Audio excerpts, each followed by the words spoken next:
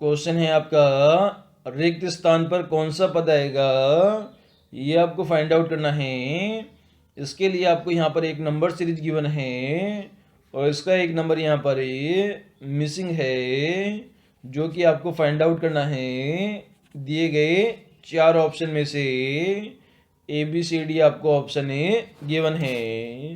तो सबसे पहले हम यहाँ पर देखते हैं, हमारा 7 लिखा हुआ है, उसके आगे 17 लिखा हुआ है, आगे 37 लिखा हुआ है, उसके आगे 77 लिखा हुआ है, उसके आगे खालिस्तान है और उसके आगे आपका 317 लिखा गया है।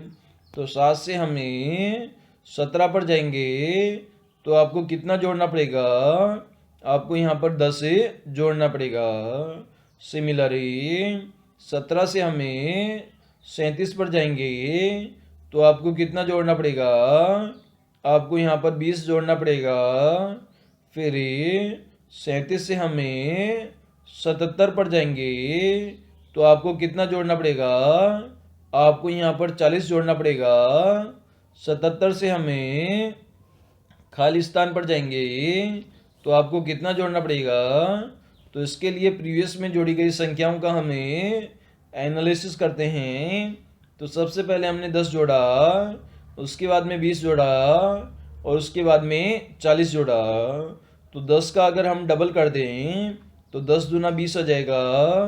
20 का अगर हम डबल कर दें तो आपका 40 आ जाएगा।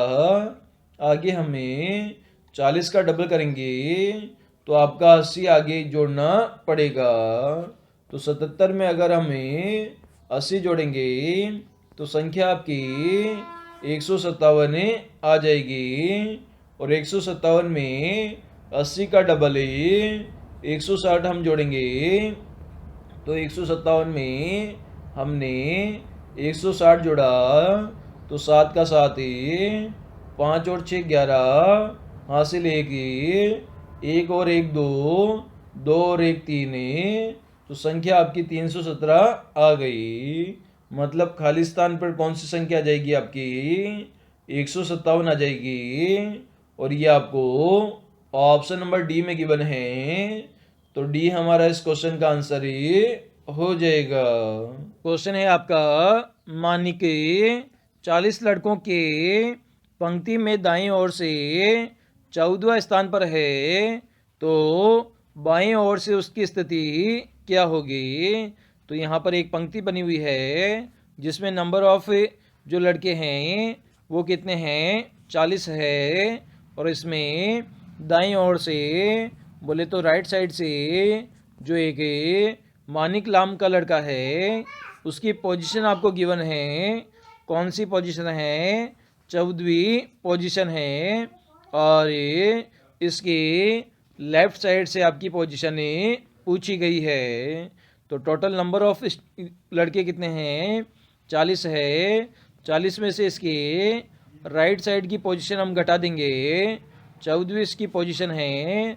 तो 40 माइनस 14 कितना हो जाएगा, आपका 26 हो जाएगा। और इसमें से हमने राइट साइड की जो पोजीशन है वो यहाँ पर हमने घटा दी है। तो एक पोजीशन इसमें वापस हम ऐड कर देंगे क्योंकि हम लेफ़्ट साइड से इसका पोजीशन निकाल रहे हैं। तो 26 और 1 कितना हो जाएगा, आपका 27 हो जाएगा।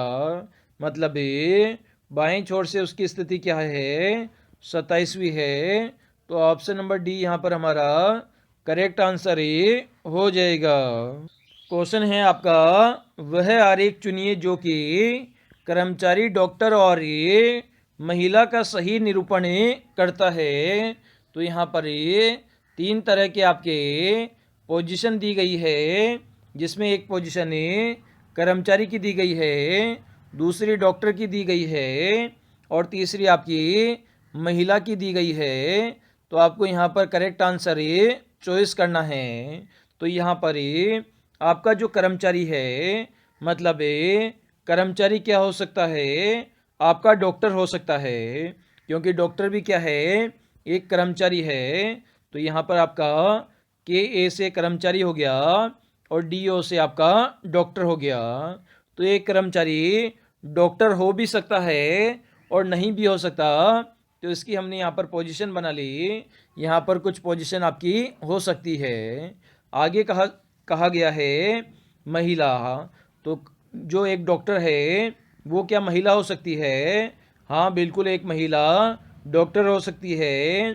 क्या एक महिला कर्मचारी हो सकती है? हाँ, एक महिला कर्मचारी हो भी सकती है और नहीं भी हो सकती। तो महिला भी यहाँ पर डॉक्टर और कर्मचारी हो सकती है, इसकी भी यहाँ पर पॉसिबिलिटी बन रही है। तो WO से हमने यहाँ पर वुमेन बना दी।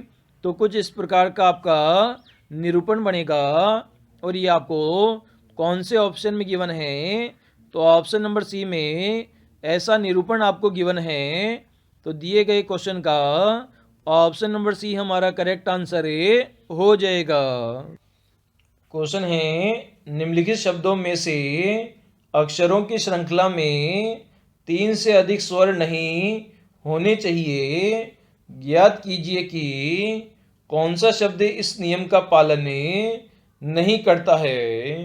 तो क्वेश्चन में कहा गया है स्केर्सिटी, प्रोग्रेनिसेंस, कॉम्प्लेक्सिटी और कॉन्वोल्यूशन से इन जो चारों शब्द है उनके अंदर आपके स्वर आप जानते हैं। स्वर आपके अंग्रेजी वर्णमाला में 5 होते हैं। A, E, I, O, U, ये आपके 5 स्वर होते हैं।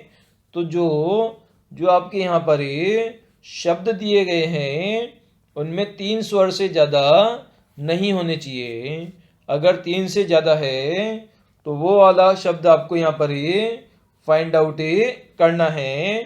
तो सबसे पहले ए ऑप्शन को चेक करते हैं। तो SCA आपका स्वर है, एक हो गया। RCI भी आपका स्वर है। तो इसमें स्वरों की संख्या 2 हो गई। तो ये तो आपका नियम का पालन करता है।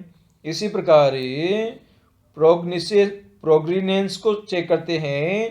तो PRO आपका एक स्वर है। GNO तो O भी आपका स्वर है। फिर उसके बाद में I, तो I भी आपका स्वर है। तो नंबर ऑफ स्वर कितने हैं? 3 हैं। तो 3 तो हो सकते हैं क्वेश्चन के अकॉर्डिंग। तो ये भी आपका सही है।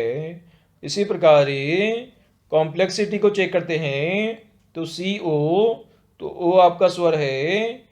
NPLE, तो E भी आपका स्वर है। XI, तो I भी आपका स्वर है। TY, तो इसमें भी नंबर ऑफ स्वर कितने हैं? 3 हैं। तो ये भी आपका नियम का पालन करता है। अब हमें कॉन्वोल्यूशन को चेक करते हैं। तो CO आपका स्वर है। NVU, तो U भी आपका स्वर है। 2 स्वर हो गए। LSI, तो I भी आपका स्वर है। ONA, तो O भी आपका स्वर है। तो नंबर ऑफ स्वर कितने हो गए इसमें? 4 हो गए। तो ऑप्शन नंबर डी हमारा इस क्वेश्चन का पालन नहीं करता। इस कारण से डी हमारा करेक्ट आंसर हो जाएगा।